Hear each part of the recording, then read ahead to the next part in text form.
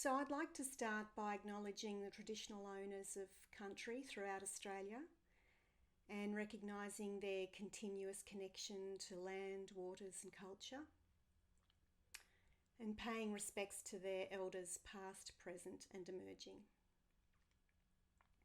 So I've chosen sound meditation tonight because I just love sound meditation. Those of you that were with us at the day retreat would have experienced a bit of that with the music that we used and with Felicity's wonderful singing bowls. Any form of sound meditation I just find so accessible. Whether you're experienced or inexperienced, it just doesn't matter what kind of day you've had. Doing some form of sound meditation is just always so beneficial, and I find it's really good for people who find it difficult to still their mind, or even people who find it difficult to meditate. So there are two main kinds of sound meditation, and one is the one that's practiced internally when we're making a sound or out loud, or we're internally repeating a mantra or maybe chanting. And there's the kind of sound meditation that's practiced externally, when we're listening to sounds, or we use this with, especially on retreat, we use a lot of movement with sound. And so the combination of sound and movement can be really powerful for shifting and digesting uncomfortable emotions because it's so grounding. So tonight I'm going to be guiding a meditation based on the Om mantra. And sometimes the simplest mantras are the best. I think Om has its origins in Hinduism and it's used widely in many traditions. And scientific studies have shown that the repetition of a single word in meditation has some significant benefits health-wise, in terms of lowering our blood pressure, slowing our heart rate, reducing our respiration rate, calming our brain waves, and increasing our alpha waves, which are the brain waves we associate with relaxation and meditative states. So the use of mantra helps us the idea of it, that the goal of mantra is to help us transcend our usual subjective way of thinking. We can get very stuck in our version of the truth, in our narrowness, and to move into a larger sense of absolute truth, like that direct experience of elevated consciousness. And mantra are words of power. So specifically chosen sounds, specifically chosen words that are used to promote certain outcomes in our consciousness.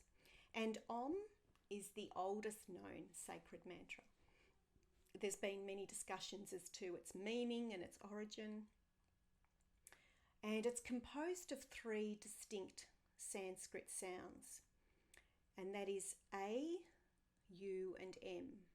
So the A and the U and the M together create that sound of Om, Om. And its meaning, it tends to defy encryption. It's, in a way, I suppose, to me, the best way to put it quite simply is the sound of divinity or creation. It's the expression of the highest state of consciousness. And it's seen as the greatest of all mantras. It's used to precede many devotional activities, and it represents the wholeness of all things. And it's meant to fill the mind with eternal perfection, to free it, as I said, from the world of narrow selfishness. So tonight we're going to be opening in this meditation to the true nature of our being. So that's the sound of the eternal rhythm of all living creatures, that universal acceptance. And I find that when you chant Om, you tend to feel that meaning organically. It's just something that seems to move through you and resonate with you. So anyone who's used Om before might have your own relationship with it. And for some people, it really needs no definition. It's just an all-encompassing experience. And you can even experience a lot of different aspects of its meaning in different times that you meditate, and that's the beauty of it. So tonight's meditation is designed to explore your own relationship with the Om mantra. And for our existing students and graduates, I'll be taking you through the stages of position, grounding, body connection into the technique. But I'll be bringing the Om chant in through each of those stages. I'll guide you with how many times to repeat the mantra in each stage. So what I'm doing is I'm using the technique right through the meditation and then opening to a fuller exploration of that technique in the technique stage. And I find that, you can do that with visualization, you can do that with sound, but I think sometimes just bringing that technique right through the meditation at certain points can give it a nice flow and coherency. So see what you think. So if we were together in person, I'd probably keep the chant rolling on for longer and let it just fade out organically. But because we're working on Zoom, it's a little bit harder to hear each other. So I'll nominate a number of repetitions each time we do the mantra.